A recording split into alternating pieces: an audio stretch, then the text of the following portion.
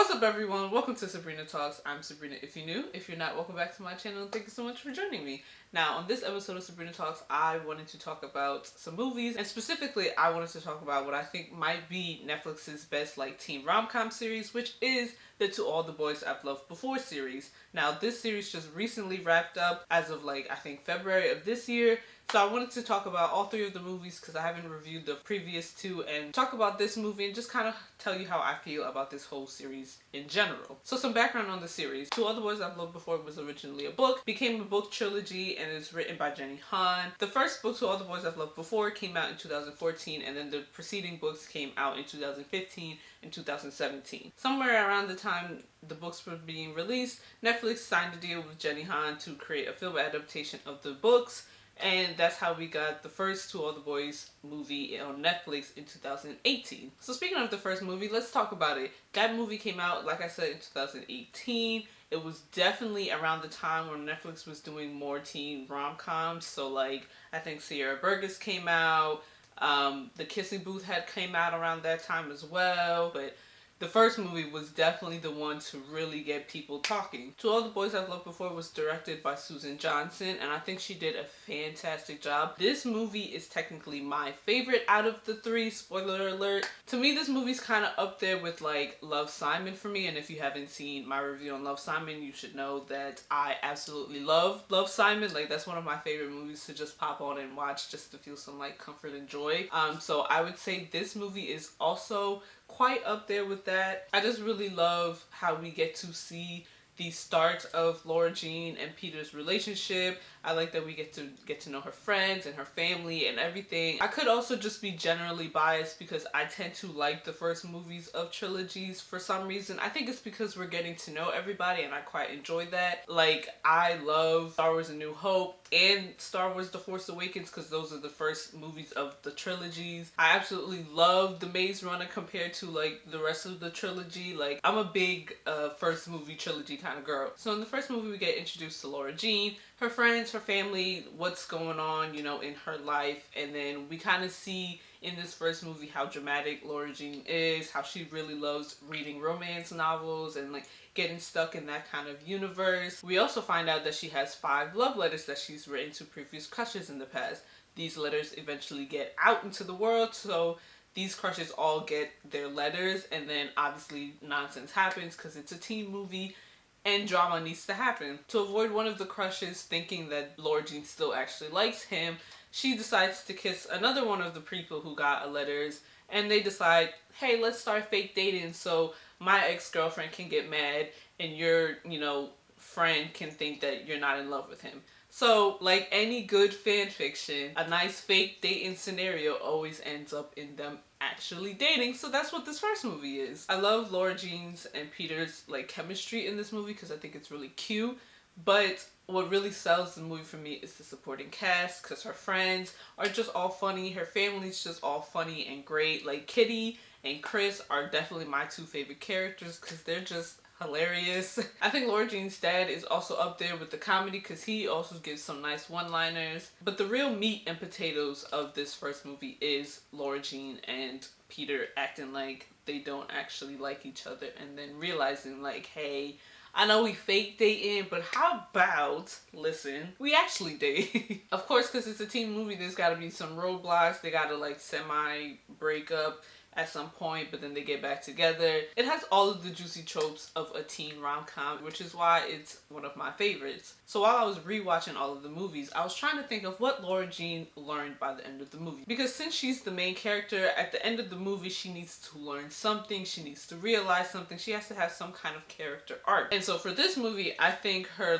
lesson that she learned is that she needs to actually take the risk of trying to fall in love and trying to actually be in a relationship and be present instead of living in, this fantasy romantic novel land that she's constantly living in. She likes the idea of love and she likes the idea of romance. But by the end of this movie, she's like, okay, I need to actually take an effort and be in one of these things that I've been dreaming about all my life. And since the final scene of the movie is her saying, yes, Peter, I actually really like you. I would like to take a chance at dating. I'd say she's sufficiently learn this lesson. Now to the second movie, which is called P.S. I Love You. This came out in 2020 and has a new director, which is Michael Fimoginari. I think that's his last name. If it's not, I'm sorry. What actually happens in this second movie is now Peter and Laura Jean are officially dating. They're going out on dates, they're having a great old time. But of course, to stir up some drama, in typical Twilight fashion, we get another person moving into the scene, and that is John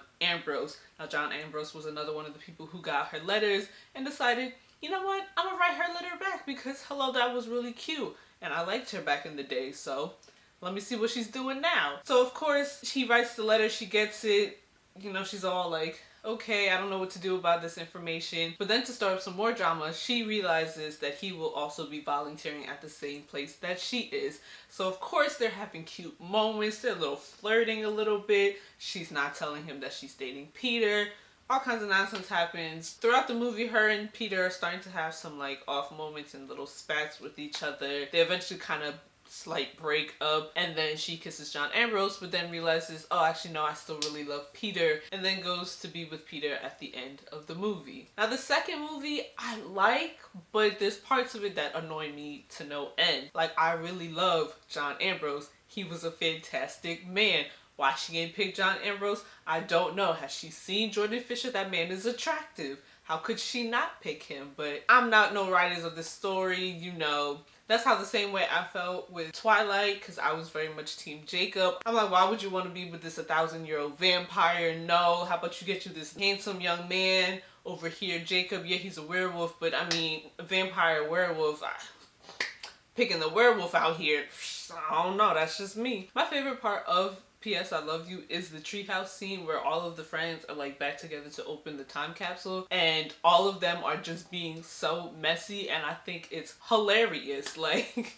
this is the kind of teen drama awkwardness that I enjoy thoroughly. So it's like Jen and Peter like talking about their like previous relationship, and like Laura Jean and John Ambrose talking about how they kind of liked each other back in the day, and then Chris and Trevor are just chilling there like observing the mess. Especially when Peter goes, hey John, remember when you had that stutter? And everybody's like, Peter, what the?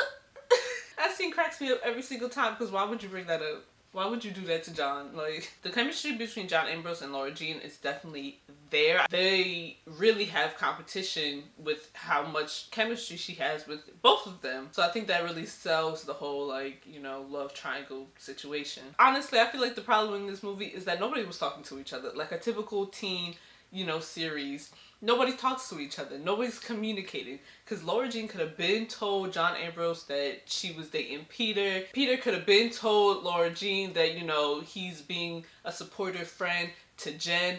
Jen and Laura Jean could have hashed out their differences way earlier. Peter and Laura Jean should have been had a conversation about what they both want from this relationship. But of course, that doesn't happen because they was just so love struck or whatever. Speaking of Jen and Laura Jean, I also really enjoyed their treehouse scene, and I'm glad that they came to like a truce to be like, all right, well, we can actually be somewhat friends. Like, there's no reason for us to be beefing with each other. So I thoroughly enjoyed that. I'm glad they included that in there. Now, some of the things that I didn't like with this movie, the last scene where they're like floating off to the air, I could have done without. That scene where she's like floating through the hallway and everybody's like going past her, I didn't like that. That seemed weird. Now throughout the series we go into like Laura Jean Fantasyland where she's like doing random things that we can tell it's just like in her head, but I'm not a fan of the way that they directed that specific scene. I feel like they could have done it in a different way, in a better way, but that's just me. What do I think Laura Jean learned in P.S. I Love You? I'm not entirely sure. I feel like it wasn't as clear in this movie. I think one of the big lessons that she did learn is that, like I said, with her and Jen, I think she realized like, okay, I need to take Jen out of our relationship because I'm actually the one putting her in there. And I guess you can say she learned by the end of this that love is not just going to be so easy like in the books. Like, once again, her being in like her fantasy land, I think she's realizing that like they actually need to communicate and work towards this, and it's not just going to be all hunky-dory all the time. Like, she actually needs to put in the work to figure out what the heck is going on in their relationship and what they want from this relationship. So I think that's what it is. I could be wrong. There could be something else. Who knows? Like I said, this movie wasn't my favoriteest of the three. Though this movie does have Jordan Fisher, so I can't be too mad at it. So we talked about Two Other Boys I've Loved before. We talked about P.S. I Love You. Now let's get into the one that just recently came out this year, which is Always and Forever Laura Jean, or just Always and Forever, whatever the title is actually. This movie came out, like I said, this year of 2021. It was also directed by Michael Fimojanari. Like I said, don't know that man's name. He also directed this movie, so I guess I'm glad that they at least didn't add a third director in here to really make it all wonky. And Always and Forever, Peter and Laura Jean are doing fantastic. They're especially lovey-dovey. They're just having a great relationship and everything's going great. However, it's senior year now, so it's college season. It's now the time where acceptance letters are coming out, so they're seeing which colleges they did get into and which they didn't. Peter and Laura Jean are set on them both going to Stanford, so they can never say goodnight and always just be together. She obviously, because drama, doesn't get into Stanford, so that messes up their plan, but she accidentally lets Peter believe that she got into Stanford when she did not. And she refuses to tell him because she doesn't want to hurt his feelings or break his heart, whatever. She eventually tells Peter that she didn't actually get into Stanford while they're on their senior class trip to New York. And they're like, okay, well, you know, you got into UC Berkeley, so it's fine. We'll be okay. And he offers the suggestion that she just goes to UC Berkeley for a year and then transfer over to Stanford the next year. Feeling all secure in her relationship now, she enjoys the rest of her senior class trip. While she's enjoying it, she realizes she actually might like New York, and she sees that Jen is on a campus tour of NYU, which is a school that she did apply to but didn't expect to really go there. So she goes on the tour with Jen and Chris and the NYU student that was helping them out. The NYU student eventually invites them to a party. She has a great old time. Realizes like, hey, I might really actually like New York. This really might be a place for me. And of course, since she has that recollection, she is in turmoil because she also then finds out that she actually did get into NYU. So now the real turmoil is, I want to go to NYU, but my boyfriend is on the other side of the country. What do I do? She eventually decides she is going to go to NYU, tells Peter about it, and he's like,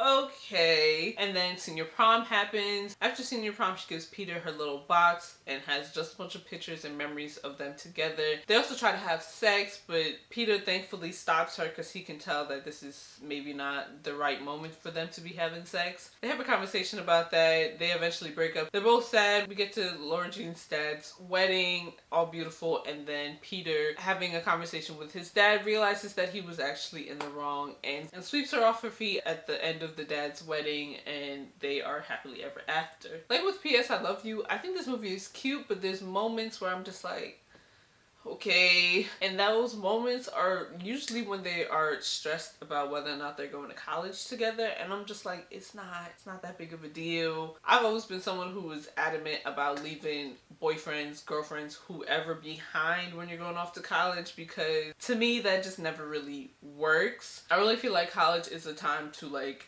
branch off and like really get to know yourself, and I feel like you can't do that if you're lugging along a boyfriend, or if you're trying to go like Laura Jean and Peter were trying to do, go see each other every single weekend. That's not realistic. You got jobs, you got homework, you got new friends to hang out with. You don't got time to be going every weekend to go meet up with your boyfriend, girlfriend, whoever. I think that's probably why this movie didn't really connect with me, because that, to me, that's not an issue. Okay, your boyfriend got into this school, you got into this school, y'all be alright. You either try the long distance thing or you don't. I don't see the purpose in going to a school that you don't fully want to be at only because your boyfriend is. You know how much money college is nowadays? No, I'm going to the school that will get me the best jobs, the best education. I'm doing all of that. If that doesn't include my boyfriend in there, the world will keep on spinning. It'll be alright. Peter in this movie was really flip-floppy for me, because at some moments I'm like, yes, fantastic boyfriend. Like when he stopped them from having sex because he realized the motivations for sex might not be genuine and true, great. Perfect boyfriend. When she told him that she didn't actually get into Stanford and he was like, are you okay? Because hello, that's something sad. Great boyfriend. When he was in their house after they came back from Korea with a big nice welcome sign and, you know, some flowers, great boyfriend. But even when he was being a great boyfriend, he had some moments where I'm like, Peter, what are you doing? Like with that same almost sex scene, he proceeds to be a whiny child and is upset with Laura Jean because she wants to go to NYU and is imagining that she's purposely abandoned him to hurt his feelings. Wow, no. I especially didn't like Peter when Laura Jean told him I love you while he was trying to break up with her, and he was like, not enough apparently. I was like, minus 100 boyfriend points for Peter, because that's not something you should be saying. That's rude. Also, when he suggested that she transferring schools is not a piece of cake. That shouldn't have been the option you suggested. You should have just been like, oh, okay, well, we'll just see each other when we see each other. I think the only thing she really learned in this movie is that you gotta accept change in order to grow. Like, she didn't want anything to change between her and Peter. She didn't want her plans to change. She wanted all of it to like stay the same so their relationship can stay the same. But like her dad told her, you can't expect that. Like, you gotta grow in order for your relationship to keep growing. Like, you gotta accept change. So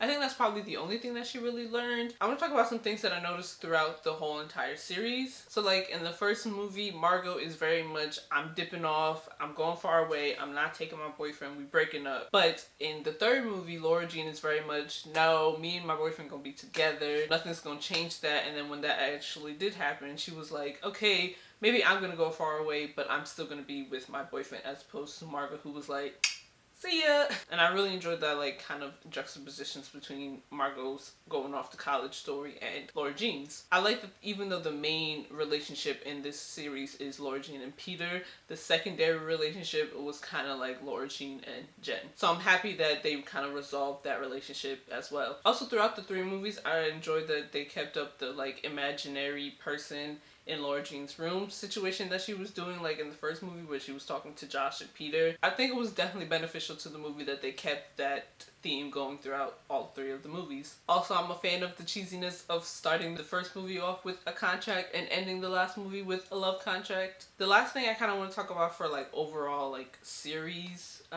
connections that I saw is the fact that in the third movie we find out how Laura Jean and Peter technically first met. I don't know if that's considered a first meet cute, because Laura Jean didn't really recognize that she was meeting Peter there, but whatever. And I think the addition of that like scene really enhances the previous movies, because we get like more clarification as to why Peter might have been so hyped to engage in this relationship from the jump. Overall though, I think they really did a good job with this To All the Boys series, because it really could have been some trash. Like, if y'all seen all of the Kissing Booth movies, those are just some nonsense, and not a good kind of nonsense like To All the Boys are. Looking at all three movies as a whole, I'm not entirely sure Laura Jean really learned too much within the series. I feel like each series she had the same issue, and that issue was that she's too busy living in like fantasy novel land and not really living real life.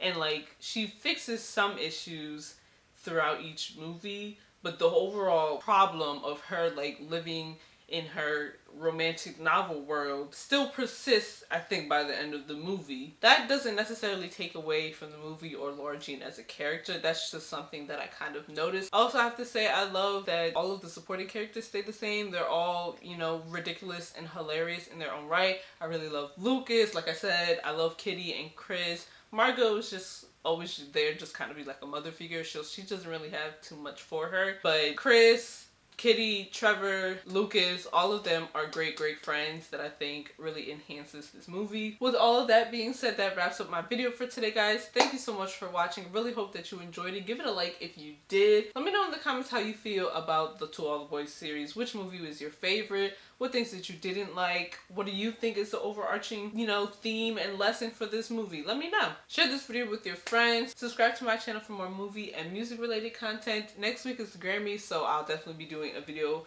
wrapping up all what happened then. Once again, thank you so much for watching. As always, please remember to be safe, be smart, be kind, and I'll see you in my next video. Bye, guys.